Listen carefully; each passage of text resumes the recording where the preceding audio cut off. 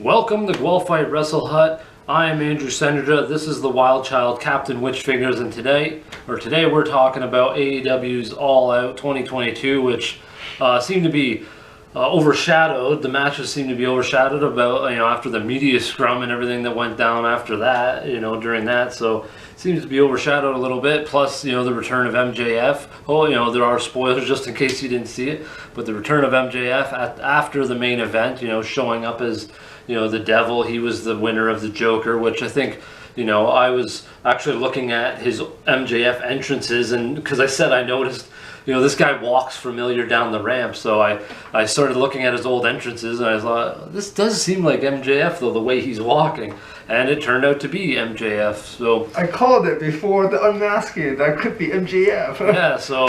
there's a lot of things that might be all out will be remembered for, outside of the fact that they're the first trio champions, Tony Storm winning the interim title and everything. I think a lot of things might be overshadowed now because of the things that have gone on. I understand the MJF thing, that's good, but the media scrum afterwards, I think people might remember this All Out for that. So let's dig into some of the matches here first, though. It kicked off with a really good one. One of the matches that we were really anticipating was the ladder match.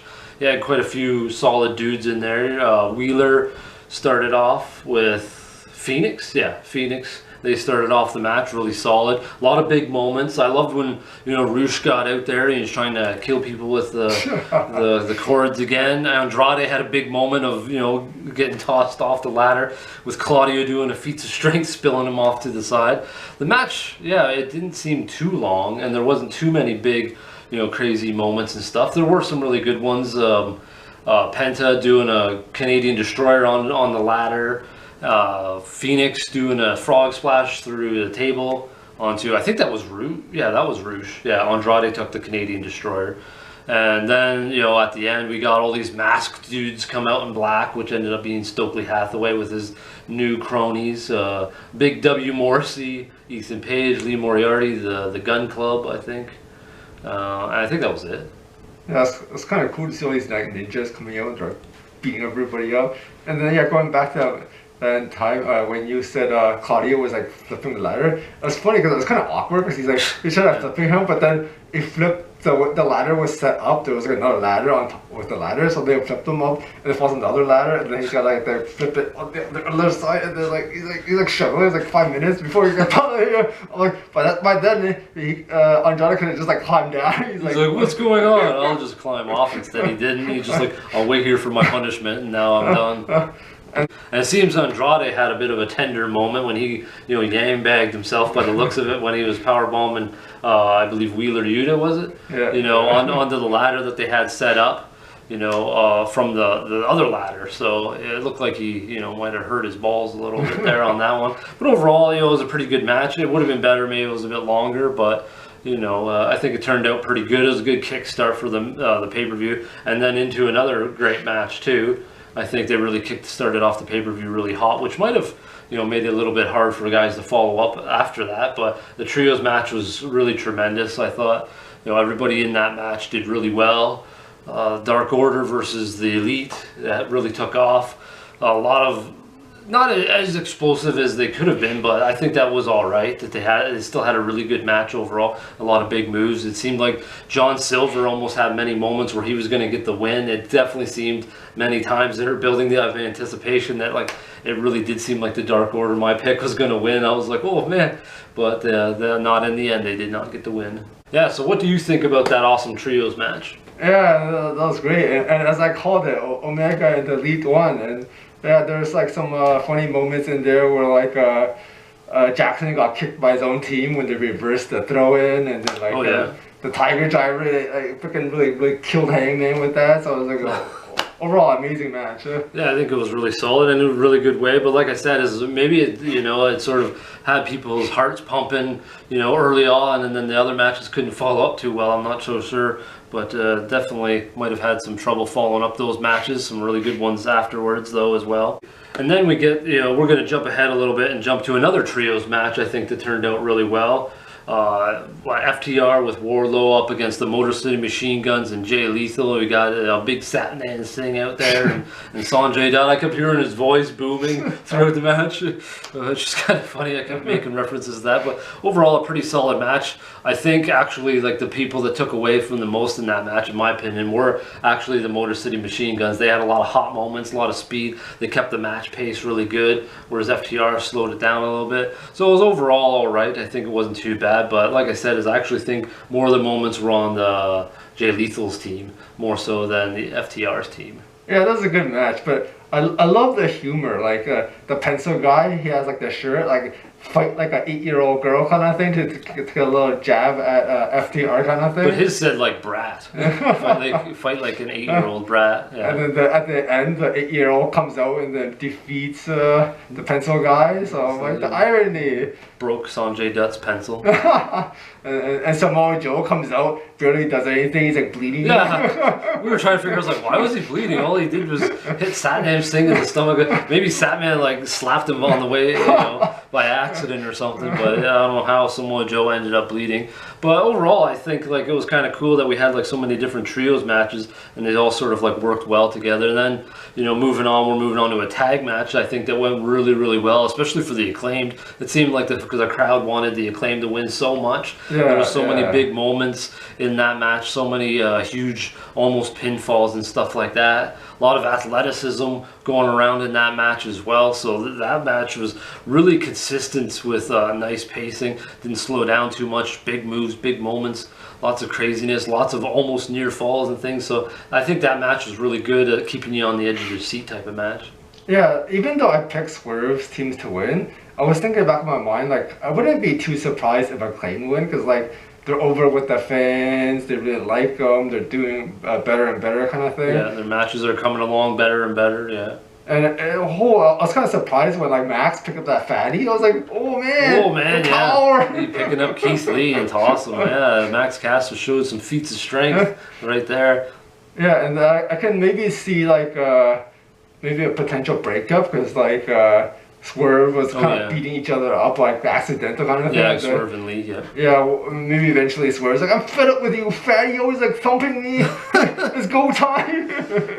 Well, I think also that match was a good match for the Acclaim, like on a pay-per-view and a title match. It really showed like where they were and how that this might be a good criteria match to say, okay, they might be winning the titles. Because I heard Tony Khan said he might have them a rematch at Arthur Ashe Stadium in New York, which is where the Acclaimed are from. At least I think I know Max is from New York, but not 100% Bones. But that would be a really good, and it seems to be like this was a good test to see if they deserve to win the titles, and I think that would be actually a great idea for them to win the titles there. I think that would be a really good move, and I think deserving, personally. Yeah, I think the fans agree. They're kind of cheering Acclaim, they're kind of booing, the team. And they've wrestled a lot, and they've worked a lot with many different teams and rivalries and stuff over the past year or so. So I think they've really done well and showed some really awesome matches. So yeah, sure, why not give it to the Acclaimed? Then we move on to the four-way women's match for the title, or the interim title. Toni Storm, Britt Baker, Jamie Hayter, and Hikaru Shida, which turned out all right. I think there was definitely some Easter eggs dropped in there with like Britt Baker breaking up the pin, potentially maybe like going after Jamie Hayter to give the lockjaw to. So that might, lead in some dissension. Maybe they're gonna, split that up or something like that. Maybe they'll have a rivalry, which would be all right. And then Toni Storm gets the win at the end of this. There was a couple of decent or good spots with the double submission, which was intriguing because like what happens if both people tap at the same time or something like that?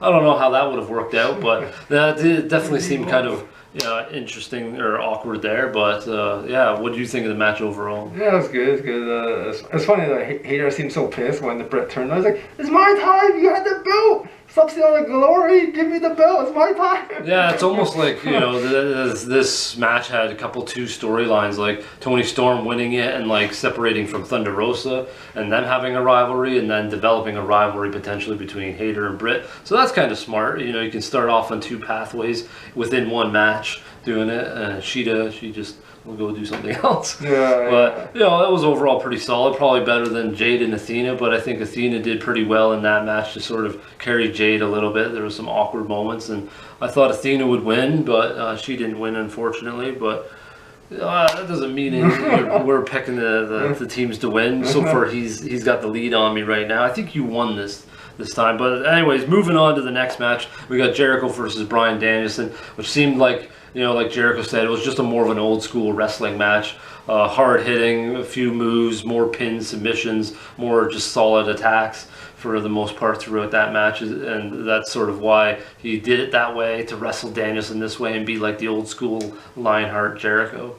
Yeah, at the end of the day, you know, Jericho had to cheat to win like he usually does, you know. Hit him with the Yambag region and then finish him with the elbow, and then it's all she wrote. And yeah, like he said, it's an old school match. Yeah, a bit of a more traditional old school match, which kind of shows like even though Jericho's in his 50s, it seems like he can still do all these different kinds of matches with all these different types of wrestlers. In his 50s, he's still sort of innovating or re-innovating himself, which is really impressive, I think, with what he's been doing, and I think that sort of worked overall pretty solid in that match. Yeah, and I think it's kind of interesting how Garcia just stayed neutral. Like, I thought maybe he would like turn on somebody, but he didn't turn on anybody, or not yet, kind of thing. So yeah, that was kind of interesting, because I feel like you're going into that match, you're anticipating that like he would interfere and turn or interfere on somebody somewhere, right? Yeah. And that never happened. So that was kind of a bit of like a deviation, which is always good to sort of switch it up from what people might be thinking or anticipating.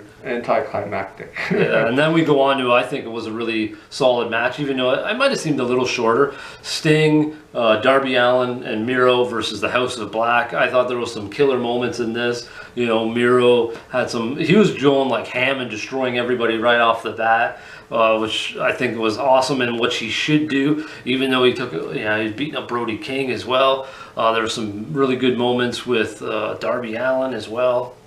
Yeah, I find it, I like how Redeemer kind of went solo. He's like, I ain't taking nobody. Oh, yeah? I'm going to kick all their asses. Bring it on. I'll show you how it's done, boys. And Darby like tagged himself in. He's like, I want a piece of the action kind of thing. And once again, Darby being the smallest guy, he got like thrown around a lot. And I think that sort of is good, that like when he wins, he has to cheat or overcome somehow or something. He never just completely like dominates, you know, people, even though he's the smaller guy. He always gets like takes a beating and just keeps on ticking. So I think that always like goes really, you know, well for him, and I think it makes those matches and things that he does in there believable as well. Yeah, it's also a nice turn for the finish where like instead of Malachi doing the mist, Sting has the mist in his repertoire, and he spits the evil venom into Malachi's face and blinding him, and then for the finish. That gives him an eye for an eye, basically. Yeah. It didn't seem like Miro was too happy. He was like already up the ramp or something by the end of that. Yeah, I thought the Redeemer would get that pin, but maybe now he's like pissed off. He's like, I wanted that pinfall. Damn you, Sting. Damn you, Darby. Well, now we're going to like jump back, because it seems like our notes got messed up a little bit, but we got Ricky Starks and Powerhouse Hobbs, which I think was probably a match that seemed to get forgotten by people watching it. It's you know, it might be, not that it didn't have like its moments and stuff like that. It was just short and tucked in the middle of like bigger matches mostly, so I feel like that might get lost in there, and we were both surprised with that one. Hobbs pulling out the win at the end with that huge not power slam, Spine buster, spine on the pine. Yeah, so that was a bit surprising, but overall, like, it was, I think, a fast, hard hitting match, you know, right off the bat, and very quick. Yeah, I figured that match might have gone on a little bit longer, kind of thing. Yeah. And then Swerve, Ricky Starks. Yeah, Ricky Starks. I figured he would do like a little bit more, kind of thing, and then like I figured he would kick out with the spine buster, because I figured spine buster is more of like a setup, like a powerful setup move. Yeah. But not quite like a finisher, but because he's got the rack and he's got like Oklahoma Slam instead. But like, Oh yeah.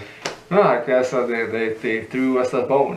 Well, a bone. I mean, it is a swerve. Swerve. Well, yeah, it seemed like that finish was more of a New Japan finish. I've seen guys in New Japan, they finish people with just roll-up pins and many different ways, so you never see it coming. Especially like Zack Sabre Jr., he's always getting wins with different things. Like, so I think that's actually kind of good that like all of a sudden it was almost a surprise ending with finishing it off like that. So I think that sort of leaves you open to unpredictability. But overall, yeah, I think it would have been nicer if it was a bit longer. But now, I think this rivalry might continue a little longer. Maybe this win pushes Hobbs up higher, and maybe he challenges. I'd like to see him maybe win this, move up, and take on Wardlow. Yeah, they might start to build Hobbs like a monster, so kind of like Wardlow, where he just like he comes in and just dominates everybody, quick match after quick match, and just spinal upon everybody. Yeah, same way Wardlow was like taking out jobbers, right? Yeah. I think that'd actually be a really cool when Hobbs moves up and those two have a rivalry. That would be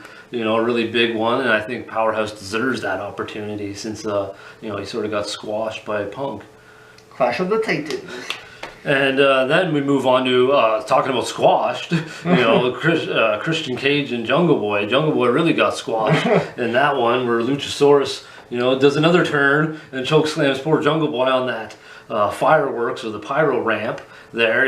Really messing. That looked violent and really painful. And then he puts him to the table afterwards, and Christian just. Mauls him right after, no problem. What was that match, like a few minutes?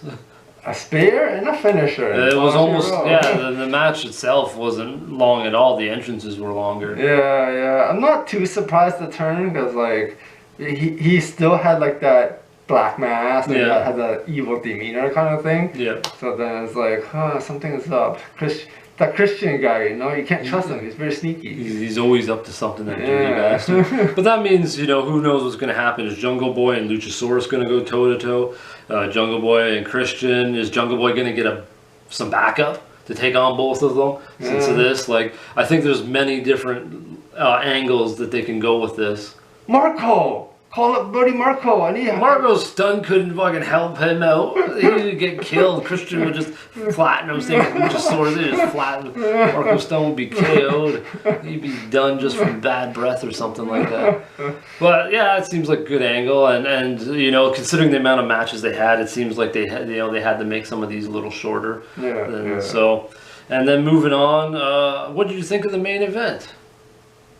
Let's go. Oh, he is so disappointed. Yeah, it looks like, before that turned out, we turned it off, and we were quite disappointed with the direction of what was going on for that main event All Out. So I made a promise that I'm not supporting Punk, because I don't really but I don't really care for the individual and everything that has gone on. And I guess my theories or my thoughts were justifiable afterwards, on his little temper tantrum that he threw afterwards. So yeah, we decided to ignore that damn match and go home. I think a lot of us are kind of sick of him. Even at the end where that masked guy came out, MJF. MJF was getting more of a chant than CM Punk. In his hometown. Yeah, in Chicago, right? So I'm like, wow, that's, I was kind of expecting that, but still to hear it to come to fruition is still a little surprising. Yeah, so let's see here. We're going to do our rating. Good, great, awesome, amazing, spectacular, and fantastique. What do you think about this one? This might be our lowest rating that we've ever given, which is kind of surprising because usually we're pretty high up on the AEW pay-per-views. I say I have to give this a bottom tier. It's still good. It's still good. There's some duds of a matches that we kind of skip through kind of thing. We're like, whatever kind of thing. I was looking at comics. I'll admit I was looking at comics a couple of times, a couple of parts during the matches. But I say since we're good is our lowest tier, but honestly it can be good because the trios matches were good. FTR and Wardlow versus the Jay Lethal's team there was solid. House of Black versus Sting and Darby and Miro was solid. Powerhouse Hobbs and Starks, the ladder match. There were still those good matches which can elevate it to good. It wasn't like a complete flop for us, so that gives us a good at least. But it's still our lowest ranking, unfortunately. Yeah, so there's a lot to sort of soak up in this one. I'm really curious. I hope this video gets out to some wrestling fans and you weigh in on not just the matches but weigh on what's going on with AEW and that post media scrum and things like that. There's going to be a lot of drama building, unfortunately. It's sort of deterring me from enjoying AEW a little bit with this type of drama and all the stuff that's going on with the big egos clashing and things. So maybe I'll just go back to watching New Japan and MLW and stuff. But yeah, let us know what you think. We hope to hear from some people in the comments below, and tell us what you think about AEW and All Out 2022. We're going to do some more theory videos, I think, and stay away from some of this drama talk, and do some of those funny videos and see what you think of those. Until next time, folks, how about some heavy wrestling?